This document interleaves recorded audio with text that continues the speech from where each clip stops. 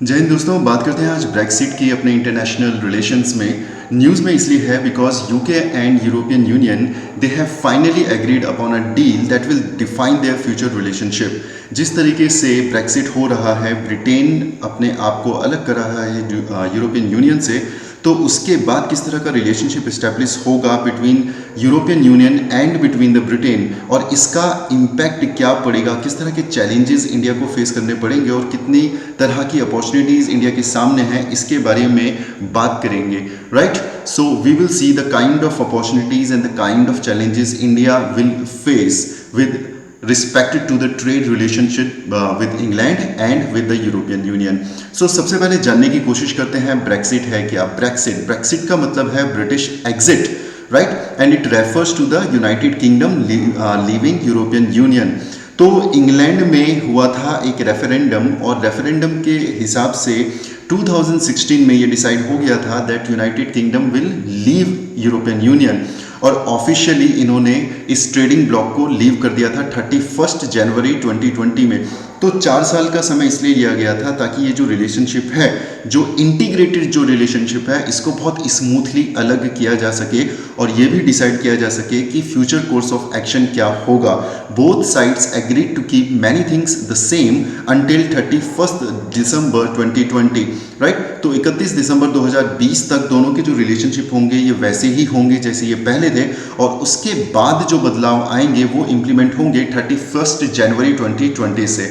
Brexit को अगर आप मैप में देखें, so this is your United kingdom, और बाकी ये जो यूरोपियन यूनियन के कंट्रीज हैं उनको इसमें दिखाया गया है। तो टोटल इसमें 28 कंट्रीज थी पहले, जिसमें से अब इंग्लैंड हट चुका है, जिनमें से कुछ इंपॉर्टेंट जो कंट्रीज हैं वो है आपकी Spain, France, Luxembourg, Germany, Poland, Slovakia, चेक Republic, Austria, Hungary, Romania, Bulgaria, Greece, Cyprus, Slovenia, Croatia, Italy, Sweden, Finland, Estonia, Latvia, Lithuania, so and so forth, right? So this is all about European Union.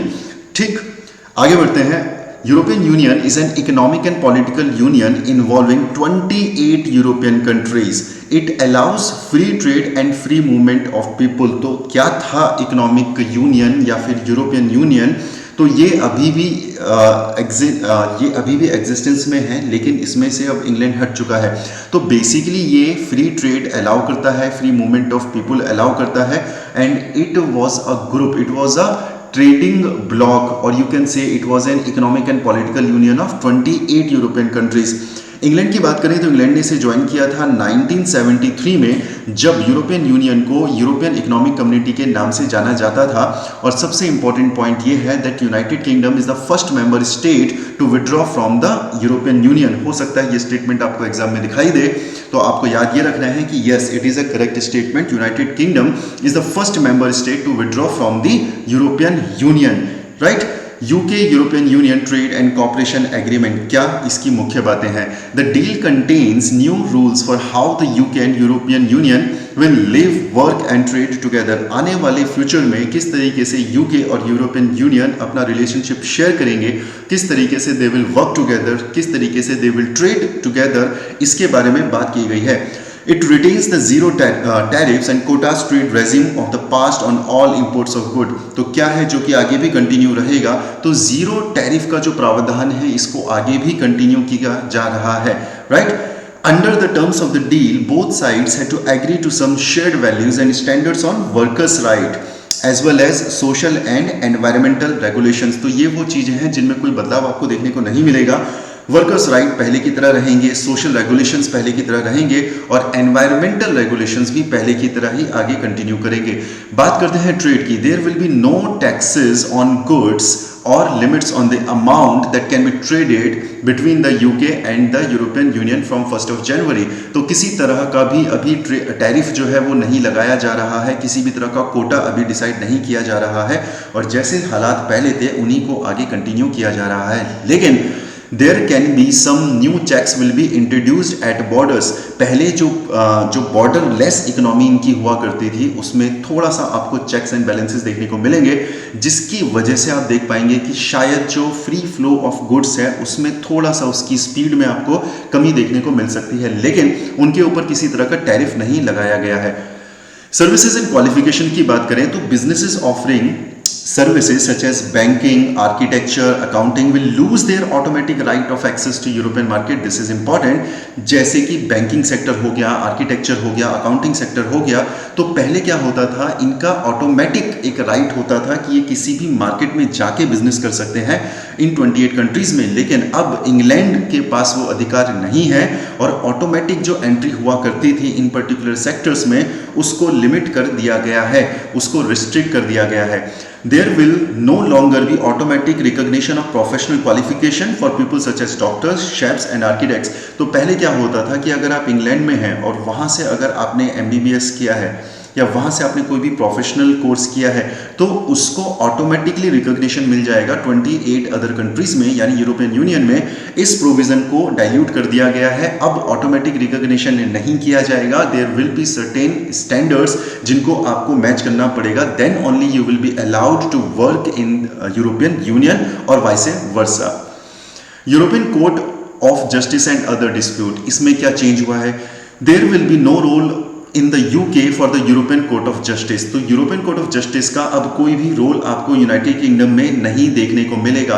तो जो disputes होंगे between UK and European Union, they will be referred to an independent tribunal instead, यानी अब independent tribunal का गठन किया जाएगा और जो भी ट्रेड डिस्प्यूट्स होंगे ब्रिटेन के साथ, यूके के साथ, उनको इन ट्राइब्यूनल के माध्यम से सॉल्व किया जाएगा।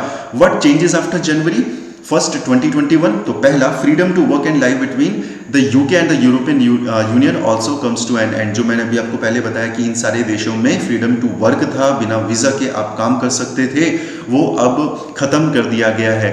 UK nationals will need a visa if they want to stay in the European Union more than 90 days in a 180-day period।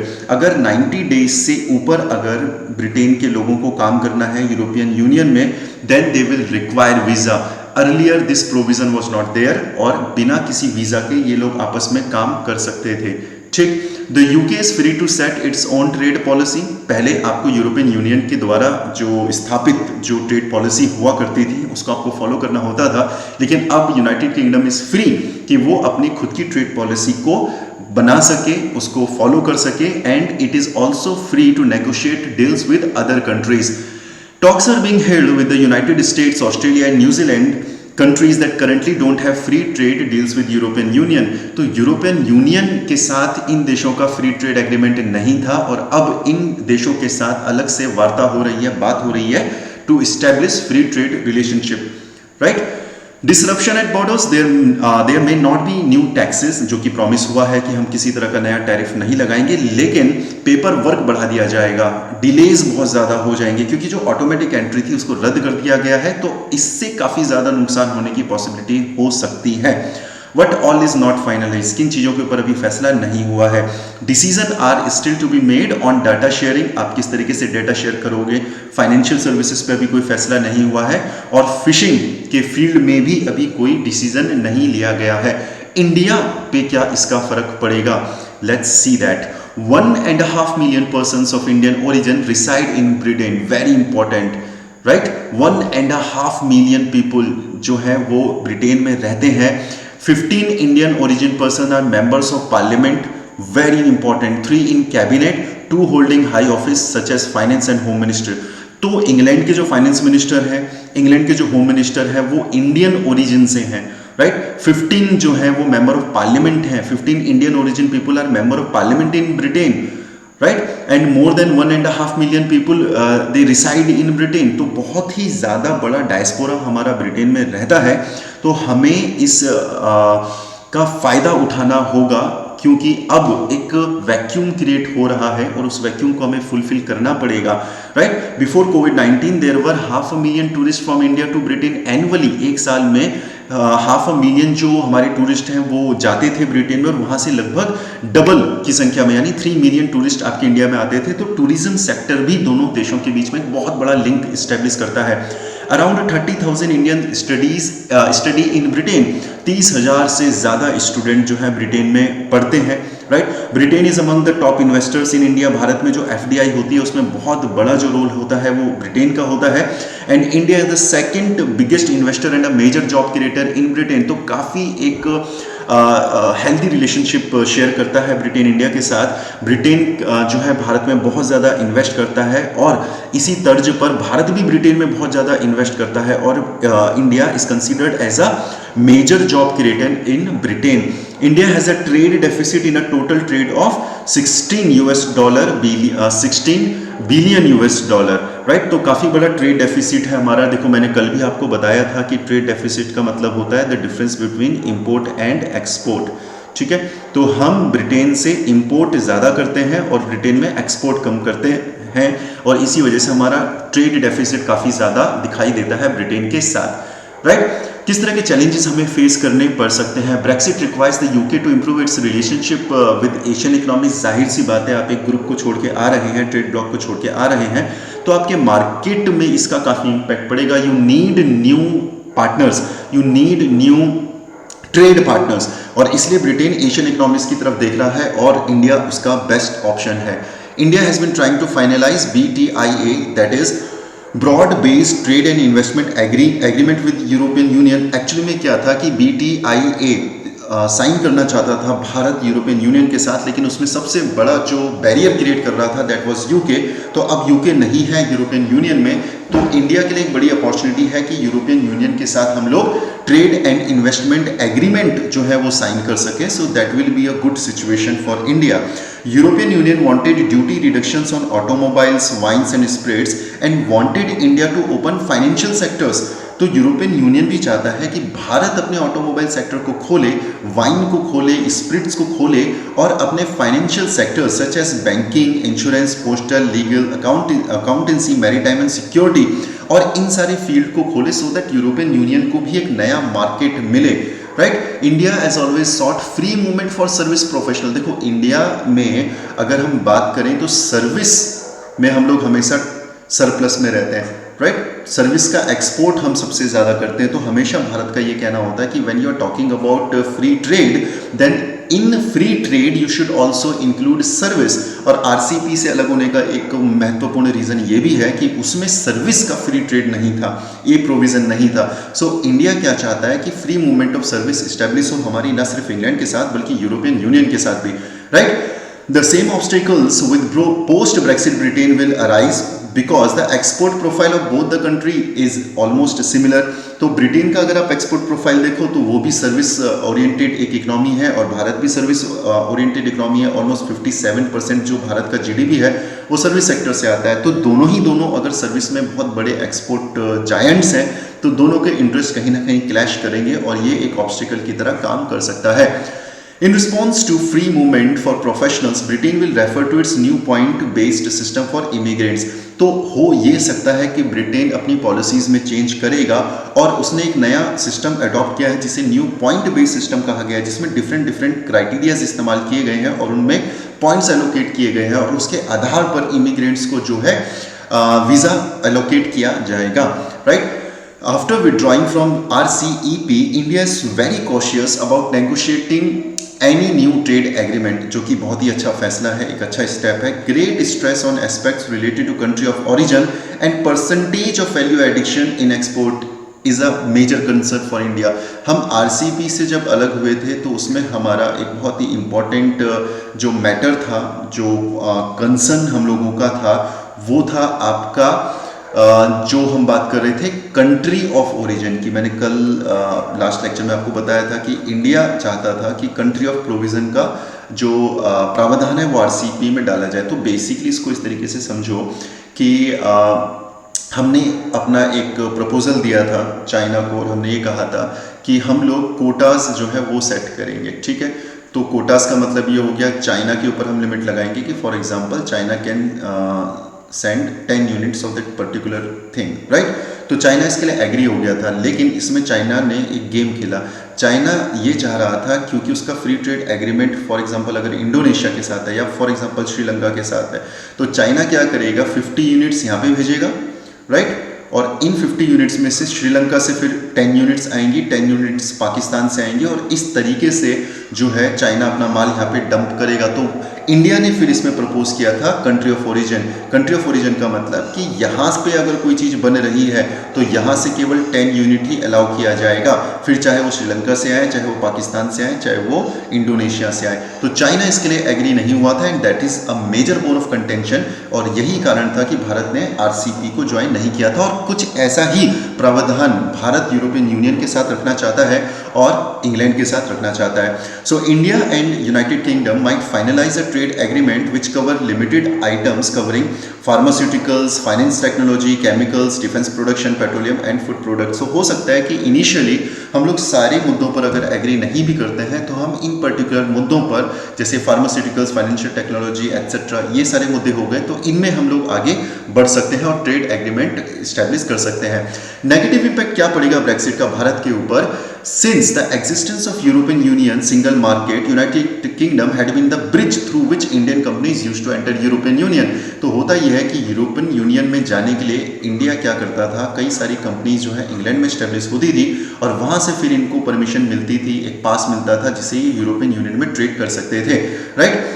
लेकिन अब क्योंकि ये सिस्टम खत्म हो चुका है तो इंडिया को क्या करना पड़ेगा, इंडिया की कंपनीज को रादर क्या करना पड़ेगा, अपने ऑफिसेस इंग्लैंड में भी बनाने पड़ेंगे और यूरोपियन यूनियन में भी बनाने पड़ेंगे, जिससे इनकी जो कॉस्ट है वो काफ़ी ज़्यादा बढ़ जाएगी, क्योंकि आपको ऑफिस भी यहाँ पे बनाने हैं और यहाँ पर भी ऑफिस बनाने हैं, स्टाफ यहाँ पर भी रखना है, यहाँ पर भी रखना है, तो आपकी कॉस्टिंग काफ़ी ज़्यादा बढ़ने के चांसेस हैं, राइट। इसका एक एग्जाम्पल है Jaguar, which is owned by Tata, had enjoyed zero custom duty in European market, क्योंकि आप इंग्लैंड में स्टेब्लिश हो चुके थे और इंग्लैंड का zero tariff system European union के साथ होता था, तो जगुआर जो है, टाटा जो है, वो यूरोपियन यूनियन में भी जीरो टैरिफ में काम करता था। लेकिन अब ये सिस्टम खत्म हो चुका है तो अब जगुआर को यहाँ पे टैरिफ हो सकता है पे करने पड़े, right. They may face higher logistic cost and custom duty, जिससे कि कॉस्टिंग काफ़ी ज़्यादा बढ़ जाएगी टाटा की और टाटा जैसी अदर कंपनीज की, right. Possibility of exchange rate uncertainty, Brexit, due to Brexit pound में collapse rapidly leading wider ramification on Indian रुपए। पाउंड जो है वो कोलैप्स हो सकता है, उसकी वैल्यू गिर सकती है, जिसका असर इंडियन रुपी पे भी होने के चांसेस हैं। अभी हमें ये देखने को नहीं मिल रहा है, लेकिन फ्यूचर में ये भी एक पॉसिबिलिटी हो सकती है, जिससे आपका करंट अकाउंट डेफिसिट जो है वो बढ़ सकता है, right. Bharat already current account deficit में ही चलता है, राइट। इंडिया में हमेशा आपको करंट अकाउंट डेफिसिट देखने को ही मिलता है। उसका एक बड़ा रीज़न है हमारा ट्रेड डेफिसिट, काफ़ी बड़े लेवल पर हम ट्रेड डेफिसिट में रहते हैं, जिसका असर आपको करंट अकाउंट डेफिसिट में देखने को मिलता है। जिन लोगों को करंट अकाउंट डेफिसिट का नहीं पता, इकोनॉमिक्स का मेरे ख्याल से प्लेलिस्ट में शायद ये टॉपिक शोम सर ने कवर किया है, और अगर नहीं किया है तो very soon I will cover that in your current affair series, ठीक है, right. Indian export to UK will suffer due to collapse of pound, तो काफ़ी ज़्यादा चांसेस हैं पाउंड के कोलैप्स होने से हमारे एक्सपोर्ट भी सफर कर सकते हैं और हमारा करंट अकाउंट डेफिसिट काफ़ी बढ़ सकता है। तो पॉजिटिव इंपैक्ट क्या है? Post Brexit UK would actively look for trade partners और इंडिया उस कमी को पूरी कर सकता है। India traditionally strong ties with Britain, बहुत ही अच्छे रिलेशनशिप है हमारे साथ। However for more than 250 years they ruled over us, but still हम लोगों के बीच में बहुत ज़्यादा एनिमिटी नहीं है और काफ़ी हेल्दी रिलेशनशिप हम लोग शेयर करते हैं ब्रिटेन के साथ, तो उसका हमें सॉफ्ट डिप्लोमेसी का एक एडवांटेज यहाँ पे देखने को मिल सकता है। India's emerging economy with large market, तो मैंने आपको लास्ट लेक्चर में भी बताया था कि इंडिया का मार्केट इतना बड़ा है कि कोई भी कंट्री इंडिया को अवॉइड नहीं कर सकती है। बहुत ही बड़ा मार्केट जो है, बहुत ही बड़ा मिडिल क्लास आपको इंडिया में देखने को मिलता है, राइट, ठीक। So UK would be freed from strict rule-based trading regime of European Union and hence will make it easier for negotiating on free trade agreement। तो पहले तो क्या होता था कि अगर हमें FTA साइन करना है इंग्लैंड के साथ तो उसमें दिक्कत यह है कि इंग्लैंड को यूरोपियन यूनियन के रूल्स फॉलो करने हैं, लेकिन क्योंकि अब ये सेपरेट हो चुके हैं so England is free to establish free trade agreement with India, जो कि इंडिया के लिए काफ़ी बेनिफिशियल हो सकता है। Also the compulsions of arriving at consensus among various countries will be relieved. तो कोई भी अगर रिलेशनशिप इस्टेब्लिश करना है इंग्लैंड को इंडिया के साथ, तो पहले क्या था कि they have to look for the consensus, सारे देशों के साथ मिलकर इन्हें कंसेंसस फॉर्म करना पड़ता था, लेकिन अब इस तरह की कोई लिमिटेशन नहीं है एंड इंग्लैंड इज फ्री कि वो अपने हिसाब से इंडिया के साथ रिलेशनशिप इस्टेब्लिश कर सकता है। Freedom of movement shall be curtailed post Brexit and hence UK will have to look for other countries like India for human resource.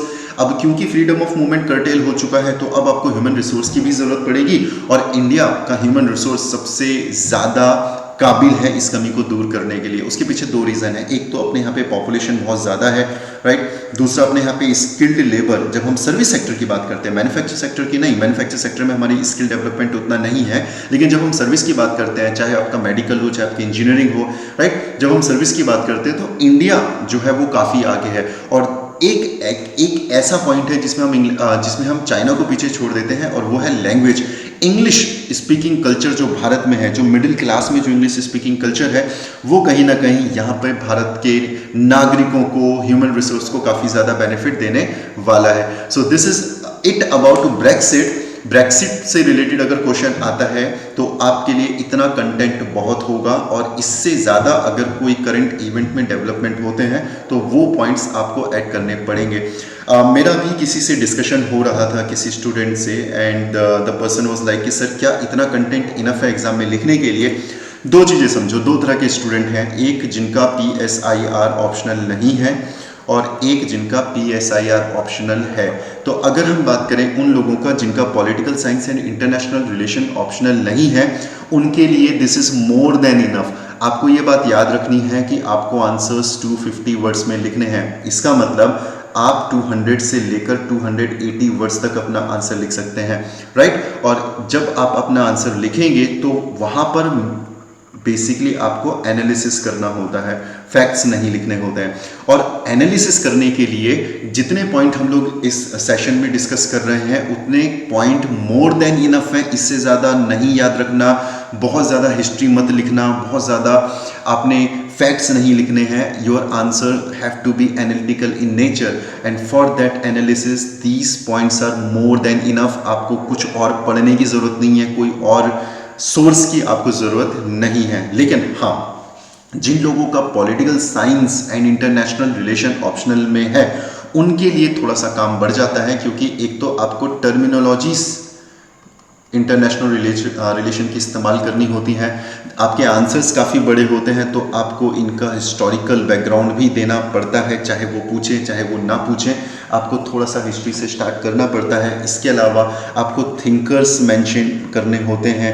इसके अलावा आपको इंटरनेशनल रिलेशन के जो एक्सपर्ट्स हैं उनका पॉइंट ऑफ व्यू भी इसमें लिखना पड़ता है। जैसे सुहासिनी हैदर के बारे में आप लिखेंगे, राजा राम आई गेस राजा राम है उनका नाम, उनके बारे में आपको लिखना पड़ेगा। तो ये डिफरेंस हो जाता है, right. So my suggestion would be कि इसी लेक्चर को आप 4-5 बार देखें, अपने नोट्स तैयार करें, और जब आप नोट्स तैयार कर रहे हैं आप प्लीज़ पॉइंट फॉर्मेट में नोट्स तैयार करें, राइट। या फिर अगर आप ये दूसरी तीसरी बार कर रहे हैं टॉपिक, तो फ्लो चार्ट तैयार करें, right. So this is it from my side. Thank you so much. God bless you.